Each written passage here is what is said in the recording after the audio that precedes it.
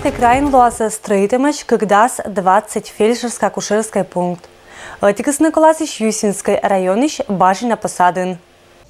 Юсинский район понда того года с день ответственной сычко-коловоенный помощь планный черты БД сколана уч. Медбы 2015 юбилейный года район вермис мычавны бычем итогес. Это в первую очередь фельдшерско-акушерский пункт в селе Бажино.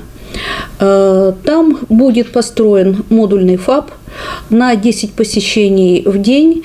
Это сформировано с учетом прикрепленного населения к Бажинскому фельдшерскому участку. И ФАП этот будет строиться в рамках программы модернизации существующей базы системы здравоохранения в Пермском крае за счет средств Лукойла.